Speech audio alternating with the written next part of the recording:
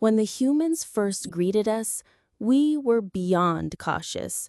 We, too, were what the galaxy calls deathworlders. Except our case was actually far worse than theirs, if you can believe it.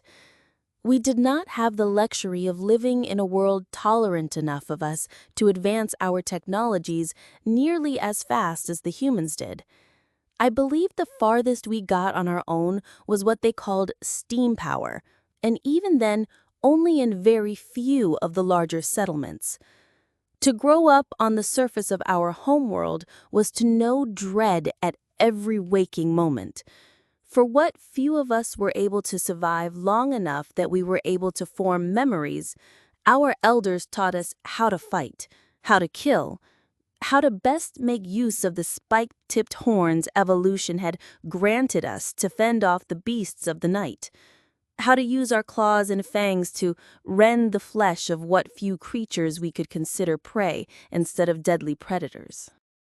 But more important than to fight was how to think, and one thought was above all others: to treat every being you encounter, even your own kind, as though it would not kill you without hesitation, nay, that it was not planning on doing it at any moment was insanity. So when the first human diplomats appeared, descending from the heavens and stepping out of their ships from the stars, we just sighed and mentally tacked on yet another threat to the pile. We were among the last of the settlements they approached. Despite the good tidings we heard from what few outsiders we allowed inside the 3-meter-thick steel walls of our tribe's home, barely enough to keep the night beasts out and worthless against the terror beasts of the sky, we remained cautious. And when they finally approached us and made ready to greet us, I was selected by lottery to be our tribe's emissary. When the time came, I was ready for anything. Or at least I thought I was. As they stepped out of their starships, I almost laughed at their appearance. Soft skin, little fur save for what paltry wisps graced the top of their heads, teeth and claws that clearly had no chance of being able to pierce the flesh of even the least of the creatures of this planet, much less being of any use in combat. I almost let my guard down. Almost. And only mentally drafted 3 different countermeasures on how to kill them all as they approached. They engaged in pleasantries, offered gifts, everything they could to try and get me to let my guard down, to get me to slip up, show weakness. Then they would strike. Or so I thought. It went on for days. Every day I met with them, I grew more puzzled. When would they make their move? I would have done so by now. Perhaps they were intimidated by us? After all, the least of us were easily more than a head taller than them, and their biological gifts for the hunt, the chase, the kill were pathetic. Then, on the 7th day, one finally felt brave enough to hug me. I tensed up, and it felt as though time slowed. To touch another without warning outside of training and sparring was tantamount to declaring your intent to kill, and I prepared to rip them to shreds. But something about the sensation gave me pause. I could barely feel the pressure making its way through my fur to my scar-covered flesh, but it dampened my blood rage. They were just holding me, softly, warmly. I was beyond confused and asked them what in the name of the lifeblood of my ancestors they were doing. Their response only puzzled me further. From what we've seen, heard, and learned, well, until you all trust us enough to let us rescue you from this hellhole of a world, you guys need this more than anything else we can offer. It was so unabashedly strange to touch another without meaning to kill them. And yet, that sensation, that feeling was unique. Touch, warmth, care, calm, trust. It was alien, literally. But though I didn't know it at the time, they were right. We did need it. I needed it. There's a saying that I only learned later was quite popular among the deathworlders of the galaxy. You don't know you're a deathworlder until you've left home. In that moment, that brief moment of compassion, it allowed me that much, to leave that world, if only mentally, for an instant. If the customs of these visitors were such to allow themselves to be vulnerable, despite their biology, despite their weakness, despite what I had believed to be common sense, did they legitimately have no ill intentions towards us? Against my better judgment, no, not just that, against everything I had drilled into me for as long as I could remember, I let my guard down and slowly, hesitantly, returned the hug, just standing there, sharing in that gentle pressure, savoring that moment, one unlike anything I'd ever felt before.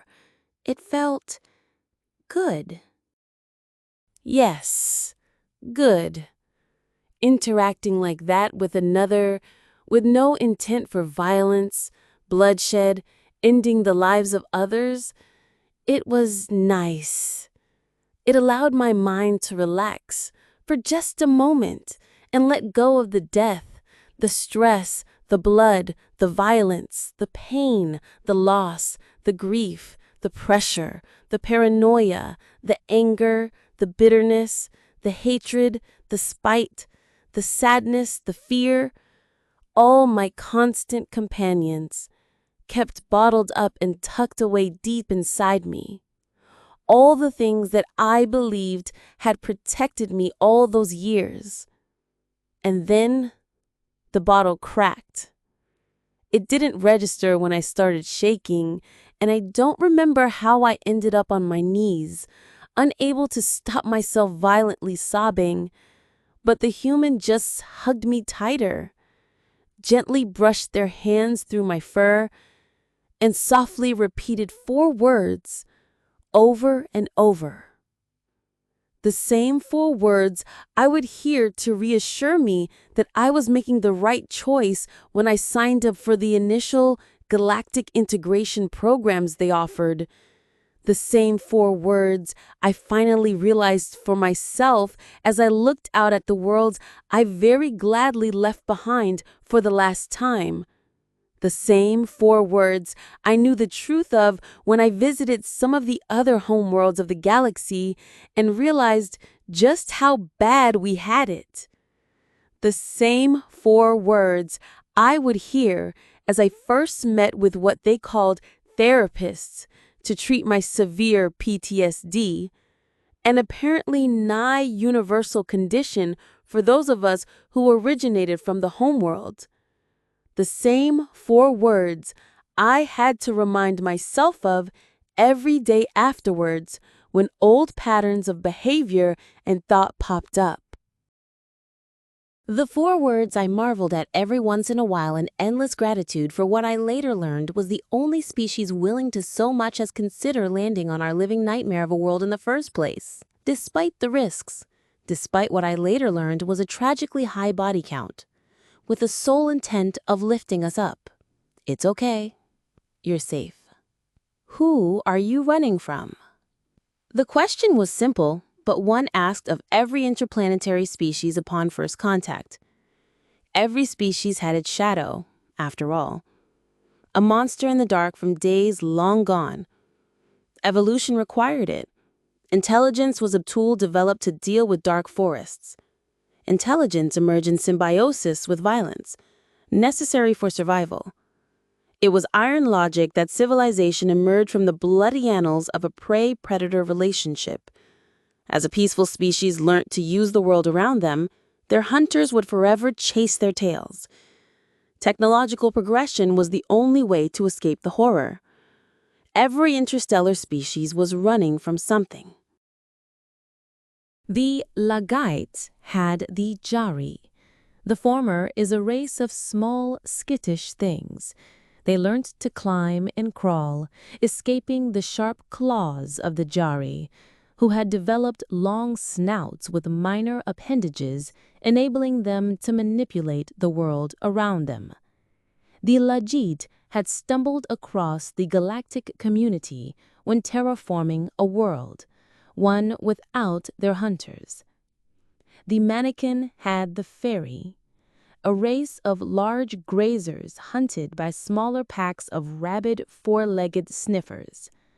Long necks had spent millennia angling towards the stars, eventually fleeing into the warm embrace of the galactic community. The Glicken had the Buryavian, the Klee had the Quay, the Frake had the Dret. On and on it went. And when a species would overcome their hunters, escaping the atmosphere and finding peace in the stars, the galactic community was there to greet them with open arms. After all, everyone was fleeing from something. "So, who are you running from?" asked the Lagite delegate, the tapping of miniature feet translated into rough human script. "I'm not sure I understand." That was normal. The only thing every galactic species had in common were those ancestral enemies. Mistranslations in first contact were to be expected. No other experience was so universal. A shared lexicon was constructed on shared experiences. Translation was always rough, especially for the first few decades of integration within the galactic community. "Of course," the Liget delegate said, pulling a wire to communicate placation.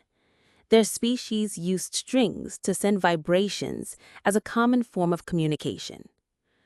"What we mean to ask is, who haunts you?" "Haunt? Like some sort of ghost?" the human delegate asked.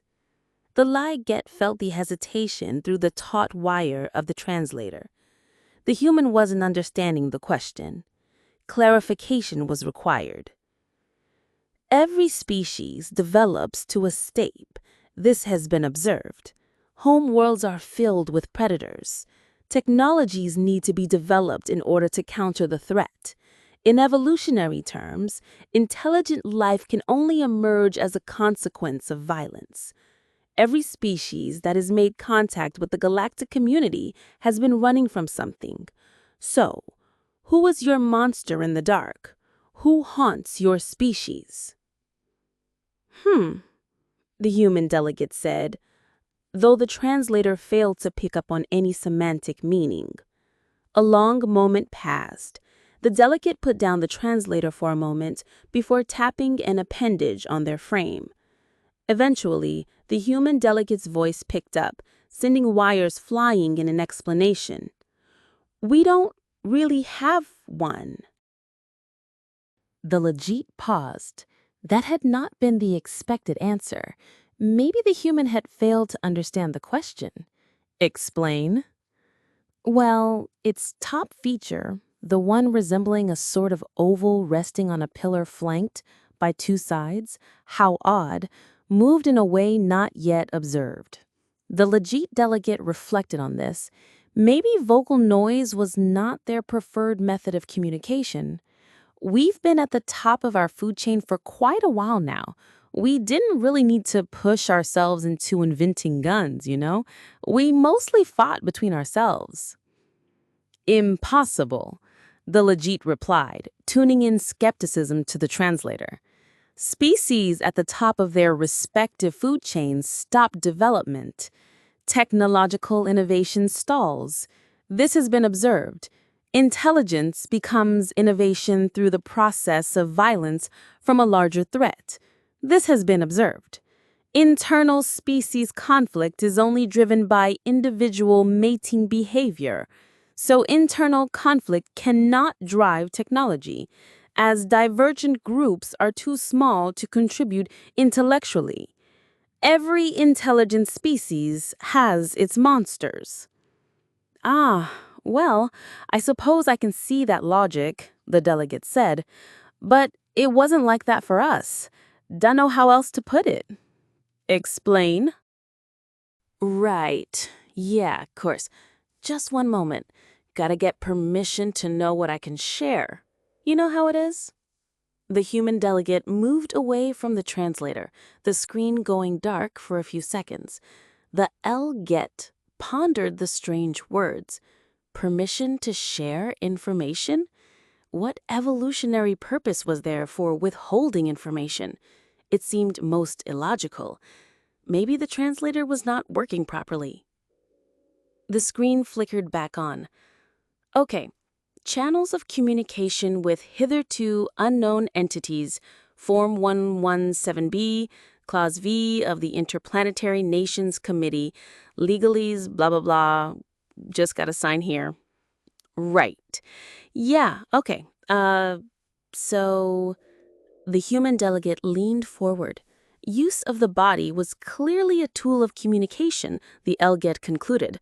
Though the meaning of this semantic pasture was utterly lost, the translator was only fit to accommodate voice communication on the human end. Humans. We? I suppose? Yeah, we don't really have any ghosts. I mean, sure, there were like tigers and stuff before we developed tools, but otherwise we were kinda all right. The human delegate continued. Most technological developments occurred due to wars, though. Internal species conflicts for you? We do, in fact, form, how did you put it, divergent groups on more factors than just mating behavior. Conflicts have traditionally been a major source of innovation, like the Second World War, which helped advance our knowledge of atomic science by decades, not to mention medicine, rockets, computers, planes, and other stuff too. But we aren't complacent either. We like to tinker around with stuff, and not just for survival purposes, but because it can be fun too. Enjoyment from the unknown, that kind of stuff. Explain.